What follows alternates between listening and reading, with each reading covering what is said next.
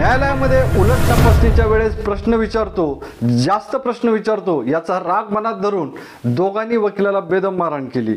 नुसती मारहाण करून ते थांबले नाही, तर हातात असणाऱ्या लोखंडी काड्याच्या साहाय्याने वकिलाचा डोळा आणि गाल जबर जखमी करण्यात आला। मित्रांनो, गॉडफादर हे चॅनल तुम्ही सबस्क्राईब केलं नसेल तर ते सबस्क्राईब करा। काल मंगळवार दिनांक 28/10/2025 रोजी ही घटना घडली। दुपारी 1:30 ते 2च्या दरम्यान या दोघांची उलट तपासणी ॲडव्होकेट रवींद्र सकट हे घेत होते। न्यायमूर्ती कुलकर्णी हे समोर डायसवरती बसलेले होते। कोर्ट नंबर 3 मध्ये ही क्रॉस क्वेश्चनिंग आणि उलट तपासणी घेत असल्याचा बारस्कर पितापुत्राला प्रचंड राग आला। त्यानंतर क्रॉस क्वेश्चनिंग संपल्यावरती 2 वाजता वकील बाहेर पडतात। वकील बाहेर पडल्यानंतर हे बारस्कर पितापुत्र त्या वकिलांना पार्किंगमध्ये गाठतात आणि त्यांना सांगतात की तू जास्त शहाणा झालाय का, तू आम्हाला असले प्रश्न का विचारलेस आणि तुझ्याकडे बघतोच, तुला पाहून घेतो, अशा पद्धतीची दमबाजी पार्किंगमध्ये करण्यात आली की जे पार्किंग न्यायालयाच्या आवारात आहे। आता न्यायालयाच्या आवारात हे पार्किंग, मग वकील म्हटले की माझं हे कामकाजच आहे, मी फिर्यादी आरोपी आणि न्याय प्रक्रियेचा भाग म्हणून मला प्रश्न विचारावेच लागणार आणि ते माझं कामकाज असल्यामुळं ह्यात काही गैर नाही। तर संबंधित त्या आरोपींना, बारस्कर पितापुत्रांना या गोष्टीचा प्रचंड राग आला। त्यांनी दम दिला, परंतु वकिलाला वाटलं नाही की हे बोलले असतील, दम दिला, आता हे विसरून जातील, परंतु ते लोक त्या ठिकाणी दबा धरून बसले। वकील घरी जेवायला गेले। 2 वाजता जेवायला गेलेले वकील हे 2:35 कोर्टाच्या, न्यायालयाच्या मेन गेटमध्ये त्यांच्या मोटरसायकलवरती पोहोचले।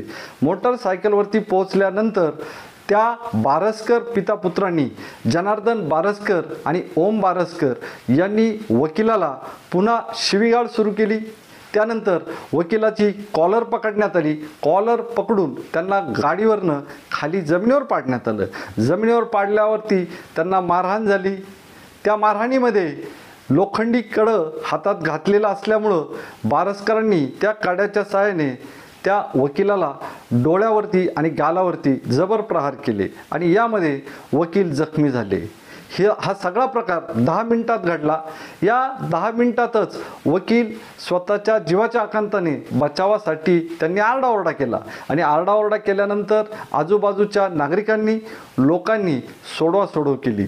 सोडवासोडव करत असतानाच वकिलाच्या गळ्यात असलेली 1 तोळ्याची सोन्याची चैन ही देखील गायब झाली। या बचावाच्यासाठी वकिलांनी मदतीची याचना केल्यावरती लोकांनी ही मदत केली, परंतु तोपर्यंत हे बारस्कर पितापुत्र त्या ठिकाणाहून पळून गेले होते। मित्रांनो, ही घटना कायद्याच्या चौकटीत कायद्याला मोडणारी असंच म्हणावं लागेल, कारण मालेगाव आणि श्रीरामपूरमध्ये देखील वकिलांवरती हल्ला करण्याचे प्रकार घडले होते। गाडी अडवणं, त्यांची गचांडी पकडणं, शिवीगाळ करणं, मारहाण करणं, उलट किंवा क्रॉस चेकिंग करताना, क्रॉस क्वेश्चनिंग करताना वकिलाचा राग या थराला येईल इतक्यापर्यंत मजल जाणं हे निश्चितच भयावह झालेलं आहे। या संपूर्ण प्रकरणाचा शेवगाव येथील वकील संघानं निषेध केलेला आहे। आता वकिलांनी प्रॅक्टिस करायची कशी? ॲडव्होकेट रवींद्र सकट हे 6 वर्षापासून शेवगाव न्यायालयात वकिली करतात।